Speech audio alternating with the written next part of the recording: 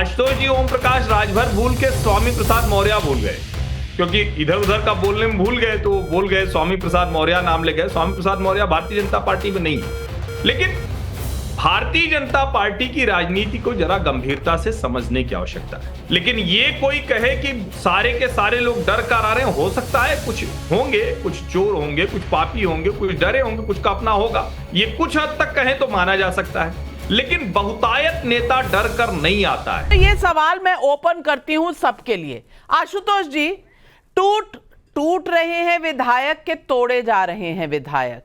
अब जो रुकना नहीं चाहता उसे कोई अगर जा रहा है, मिलिंद देओरा को क्या बीजेपी ने तोड़ा, अशोक चव्हाण को बीजेपी ने तोड़ा, अजीत पवार जब आए तो बीजेपी ने तोड़ा। मैं पूछना चाहती हूं, आज अगर बासवराव पाटिल जैसे, अर्जुन मोरवाड़िया जैसे छोड़कर चले जाएं और सारा का सारा दोष जो है वो बीजेपी पे मढ़ देना, क्या ये कहीं इसका कोई औचित्य है आशुतोष जी?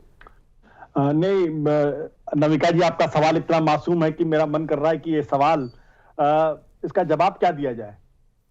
चलिए, तो नहीं लगता कि मासूम सवालों का भी जवाब आप नहीं दे सकते तो फिर मैं क्या कहूं?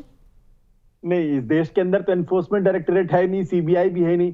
अभी जो बंगाल के जो नेता जो तृणमूल कांग्रेस छोड़कर बीजेपी ज्वाइन करने के बारे में बात कर रहे थे, कुछ ही दिनों पहले उनके घर में ईडी का छापा पड़ा था।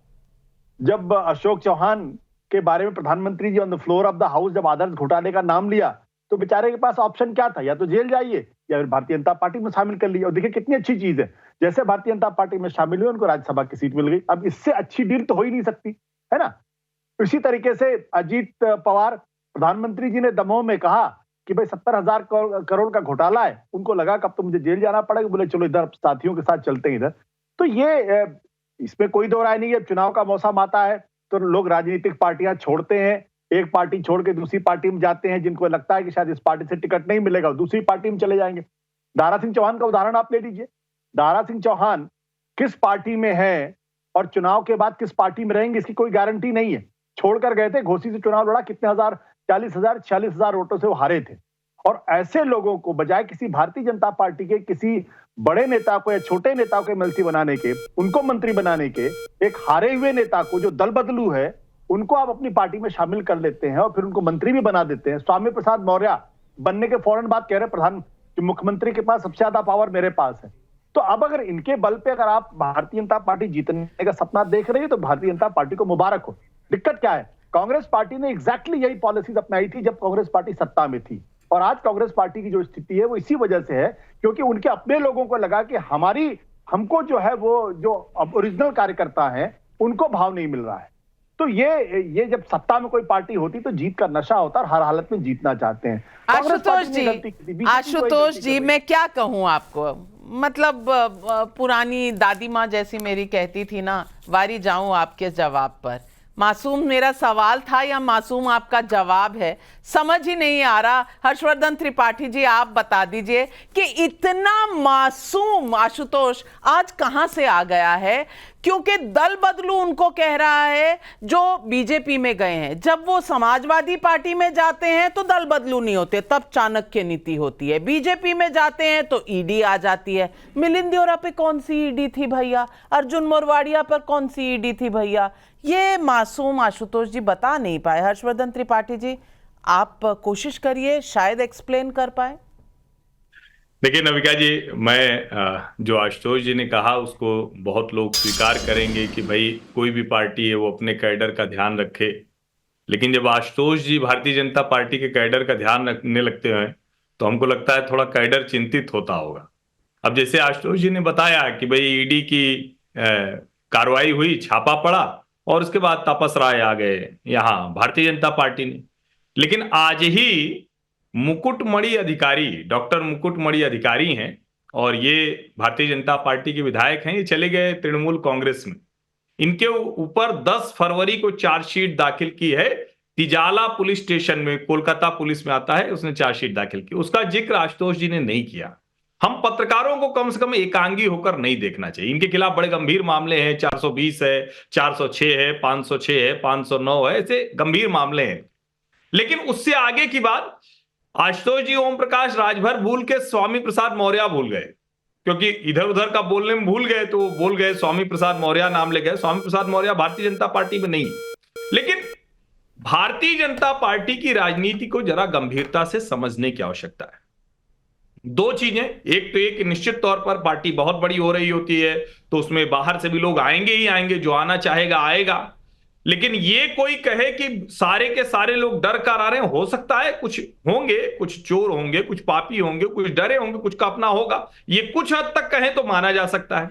लेकिन बहुतायत नेता डर कर नहीं आता है। वो बुरे से बुरे हाल में भी शरद पवार हो जाता है, इतने आरोप लगे हो खड़ा हो जाता है, कहता है ठीक है हम ईडी के खिलाफ लड़ेंगे। कोई भी हो, ये बहुत कोई छिपी हुई बात नहीं है। लेकिन जब उसको लगता है कि हमारी राजनीति ही खत्म हो रही है, आज भारत में नेताओं का, विशेष करके राहुल गांधी की अगुवाई में खड़े नेताओं को ये लगने लगा है कि हमारी राजनीति खत्म हो रही। और एक बात जिसकी तरफ कम लोगों का ध्यान जा रहा है, पिछले कुछ समय से मैं नरेंद्र मोदी की राजनीति के जो फॉलो कर रहा हूं नविका जी, और इसको मैं आज कह रहा हूं, आप ध्यान से देखिए, एक नेशनल गवर्नमेंट जैसी स्कीम पे नरेंद्र मोदी काम कर रहे हैं। किस किस दल के लोग छोड़ कर आ रहे हैं उसको छोड़िए, जो उनके साथ नहीं है उनको भी वो साथ लेकर आ रहे हैं। 2024 का चुनाव भारत की राजनीति के लिहाज से 1952 जैसा दिखने वाला है। यह अवसर सिर्फ जवाहरलाल नेहरू को मिला था, वो तो खैर बिना चुनाव के भी प्रधानमंत्री एक बार बन गए थे, शुरू में तो सीधे सत्ता उनको मिल गई थी। लेकिन चुनाव के बाद भी कि आप सबको साथ ले सकते हैं, उस वक्त दूसरे दल थे नहीं, उनकी वो हैसियत नहीं थी। लेकिन नरेंद्र मोदी डेमोक्रेटिकली देश में एक बड़ा जनमत हासिल करते हैं, दूसरे विचार के लोगों को भी अपने साथ लेकर आते हैं, और उसमें जिस जातीय क्षेत्रीय समूह की बात की जाती है वो भी नरेंद्र मोदी के साथ आज शामिल तो है। आपके कहने का मतलब हर्षवर्धन त्रिपाठी जी, राहुल गांधी भी शायद बीजेपी में शामिल हो जाएंगे, क्या आप ये बताना चाह रहे हैं देश को? आप आशावादी हैं कि 24 के चुनाव के बाद राहुल गांधी बस रह गए, वो भी आ जाएंगे बीजेपी में? नविका जी, राहुल गांधी नहीं रह गए, उनके साथ एक बड़ी जमात है। और मैं फिर से कह रहा हूं, आपको राजनीति करनी है तो उसका स्पेस है। और राहुल जी तो देखिए, मैं राजनीति के लिए उनको मिसफिट मानता हूं, मेरा ये विचार आज तक बदला नहीं है। उनको जबरदस्ती उनकी माता जी, उनके घर परिवार वाले धक्का दे के कांग्रेस का एक बुरा हश्र होने का कि ये भी नतीजा है। उनको पता ही नहीं, डॉक्टर राजेंद्र प्रसाद को सोमनाथ मंदिर के जीर्णोद्धार के समय नहीं जाने दिया था जवाहरलाल नेहरू ने, और आज वो दुखी हैं कि द्रौपदी मुर्मू जी नहीं दिखी अयोध्या में। अरे सोनिया जी चली गई होती, उनको कौन मना किया था कि ये इटली से आई है इस वजह से नहीं जाने दे रहे? कमाल की बात करते हैं, वो करे आदिवासी होने की वजह से द्रौपदी मुर्मू को नहीं जाने दिया। तो भैया क्या कहा गया था? क्या सोनिया जी को आमंत्रण था, खड़गे जी को आमंत्रण था, अधीर रंजन चौधरी को आमंत्रण था? वो गरीब थे, वो आदिवासी थे, वो कौन लोग थे, क्यों नहीं गए वहां? और राजेंद्र प्रसाद जी को रोकने वाले जवाहरलाल नेहरू, आज तो उनके समर्थक यही कहते हैं कि नेहरू जी की नीतियों पर राहुल जी आगे बढ़ रहे हैं, तो उनको तो ये बात करनी नहीं चाहिए थी। बिल्कुल सही कहा आपने, और यही सवाल मैं पूछूंगी। हमारे साथ आज सोमनाथ सिंघा रॉय जी हैं। सोमनाथ सिंघा रॉय जी, अब कहा जाता है कि प्रधानमंत्री जिस तरह की भाषा को इस्तेमाल करते हैं शायद नहीं करनी चाहिए। मुझे बताइए, आज ममता बनर्जी ने प्रधानमंत्री के शान में क्या शब्द कहे? पिंटू बाबू को गुस्सा क्यों आता है? संदेश खाली में और शाहजहां शेख के बारे में जो हुआ बंगाल में, वो सबको, पूरी देश ने देखा और महिलाओं ने देखा संदेश खाली की। कोई सुनने वाला नहीं था उनकी। तृणमूल कांग्रेस के कार्यालय में इस तरह का शोषण होता था, कोई बोला नहीं, कोई कंप्लेंट लेने को तैयार नहीं था। आज जो हुआ है कोर्ट्स के बाद, वो सब देख रहे हैं। उसके बाद ये सवाल तो उठेगा ही कि क्या सिर्फ वोट बैंक की वजह से शाहजहां शेख को बचाया जा रहा था? क्या क्योंकि 25 सीटें ऐसी हैं जहां 20 से 30% के वोट्स माइनॉरिटी वोट्स हैं, इसीलिए शाहजहां शेख को अरेस्ट करने में दिक्कत थी? और सवाल फिर यहीं आके रुकेगा कि क्या कुछ सीटों के लिए ममता बनर्जी की सोच सिकुड़ गई थी, महिलाओं की तरफ ध्यान नहीं गया था? क्योंकि दूसरी तरफ प्रधानमंत्री तो अपना दायरा और अपना परिवार बढ़ाते ही चले जा रहे हैं। आज शायद आकलन करने का समय आ गया है। नबिका जी, पहली बात, मैं तृणमूल कांग्रेस का कोई लीडर नहीं हूँ। बंगाल में रहने वाले करोड़ों आदमी जो ममता बनर्जी को मां मानते हैं, मैं उसमें से एक। तृणमूल कांग्रेस का कोई बूथ स्तर में भी मेरा कोई पद नहीं है, तो मैं तृणमूल कांग्रेस का लीडर नहीं हूँ। मैं बंगाल में रहने वाले एक आम आदमी हूँ। चलिए। बस बात आप लोग लिख रहे हैं यहाँ पर तृणमूल कांग्रेस के लीडर, ये गलत है। दूसरा बात जो है, मैम कल मोदी जी का भाषण सुन रहा था, मैं उनका फैन हूँ, उनका भाषण सुन रहा था मैम। वो उन्होंने बोला है, उन्होंने जब छोटा बच्चा था तब झूला लगकर निकल गया था, रास्ते में कोई पूछते थे उनको खाने का बारे में, वो खाना मिलता था, वो खाना खाते थे। वो था एक जमाना मैम। और अभी क्या होगा, कोई बच्चा झूला लेकर रास्ते में निकलेंगे, किसी का दरवाजा सामने जाएंगे, तो वो आदमी पहले पूछेंगे, तुम हिंदू हो और मुसलमान, तुम हिंदू हो, तुम छोटा जात हो और बड़ा जात, ओ तुम छोटा जात हो, तुम यहाँ से निकल जाओ। नहीं मैं मुस्लिम हूँ, मुस्लिम हो तो पाकिस्तानी होगा, तुम पाकिस्तान से आया, चलो यहाँ से निकल जाओ। उस जमाना था जिस टाइम में मोदी जी एक झूला लेकर रास्ते में निकालने का बाद आम आदमी खाना देते थे, कुछ नहीं पूछते थे जात पात का बारे में।